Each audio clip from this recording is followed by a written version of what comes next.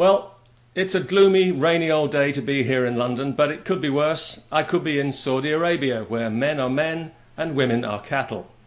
Can I say that? The Saudi Arabian Human Rights Commission. Now, there's a collection of words to boggle the mind, but apparently this organisation does actually exist. And they intend to complain later this month at an event in Copenhagen that Muslims living in Europe are denied human rights and are not allowed to freely practice their faith. How about that? Being lectured in human rights by Saudi Arabia. And what next? Animal welfare from the Koreans? I mean, does it get any more surreal, you ask? Well, yes, apparently it does, because they also want us to stop linking Islam with terrorism, which is pretty rich coming from the guardians of Islam and the guardians of terrorism. Now, in a sane society, the guy who actually stands up to make this speech would be bum-rushed out the door the moment he opened his mouth, or even better, run out of town on a rail and dumped in the river. But this is Europe, and so instead we'll probably listen to what he's got to say and take it all on board and then change our way of doing things as usual. Just this week in the UK, we've been told that a leading supermarket chain is now allowing Muslim checkout staff not to handle alcohol if they don't want to. So you can bet your life they'll now be lining up around the block to not want to. We've had a pharmacist refusing to sell birth control because of religion.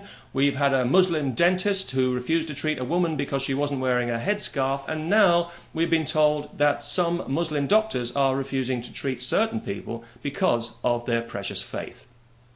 Well, here in the UK, we have a technical term for this kind of behaviour. We call it taking the piss. And we don't like people taking the piss. It gets up our nose and it gives us the right hump. It's a cultural thing. If Muslims are really as downtrodden as the Saudis would like us to believe, why are there currently plans for a Saudi-funded gigantic mosque to be built right here in London? The largest mosque in Europe, no less. Eat your heart out, Denmark. We know you'd love to have it, but we're getting it instead. And it's going to be built right next to the site for the 2012 Olympic Games, if they can get the planning permission. Even some local Muslims have been protesting about this plan, because they say they'll be marginalised because this mosque will be run by extremists for extremists, which means it's pretty much guaranteed to get the go-ahead, and the London Olympics will doubtless be dominated by a mosque the size of a football stadium. I don't know if the marathon will be interrupted for prayers or if the female athletes will be required to compete wearing a tent, though I'm sure if the mad mullah of multiculturalism, Ken Livingstone, the mayor of London, has anything to do with it, that won't be too far off the agenda. The fact that the Saudis feel they can get away with this cynical bullshit just shows how far that we've already allowed ourselves to be pushed here in Europe.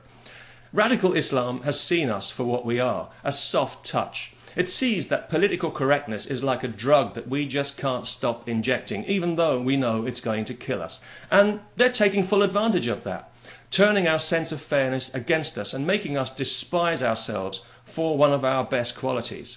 And any concession made will be seen as a sign of weakness to be exploited further, because there is no dialogue with radical Islam. It doesn't want to be agreed with, it wants to be obeyed. It thinks it has the God-given right, aptly enough, to make the rules not just for Muslims, but for everyone. And some of us, frankly, think that that's a little bit too much to ask. And if you think that that's unreasonable, well, all I can say is, my freedom is more important than your faith. Much, much more important. And besides, I just have this natural aversion to being bullied and pushed around by bigoted, misogynistic ignoramuses. And I say that with all due respect. And before somebody accuses me again of insulting Islam, please grow up. I don't need to insult Islam when there are already so many Muslims willing to do it for me every time they strap on a suicide belt or stone somebody to death for the crime of having a private life. These are the people who insult Islam, not people like me. Of course, I realise Islamo-fascists take pretty much every criticism as an insult by default, but to be fair to them, it would be difficult to think of a compliment, wouldn't it? What do you say? Nice jihad? Like the dogma? Way to go with the bigotry and the hate. There's not much scope, really, is there? But these are the people who are actually insulting Islam, and these are the true enemies of Muslims. And the biggest enemy of all is the royal family of Saudi Arabia, because it's thanks to their activities, funding and encouraging cold-blooded murder in the name of religious dogma, that have made Islam feared and resented all over the civilized world. Not because of people like me, and the Muslim population needs to take that fact on board and recognize it. As for us in the West, well, our good friends the Saudis are waging war against us, and we're so fat and complacent we don't even know it, so maybe we deserve everything we get. People have said to me, you know, you're pronouncing that wrong. It's not Saudi, it's Saudi. Well, okay, fair enough, I'm happy to pronounce it Saudi. I'd be even happier if the country was just called Arabia, and the medieval wackos who currently run it were back in the desert, living in their tents with their livestock where they belong. In fact, I'm looking forward to the day when we can finally wean ourselves off oil altogether and pull out of the Middle East, and then Saudi and Saudi Arabia can quietly revert back into the Stone Age, unless they manage to exploit their other great natural resource and start exporting egg timers. Now that might even be something worth praying for. Peace.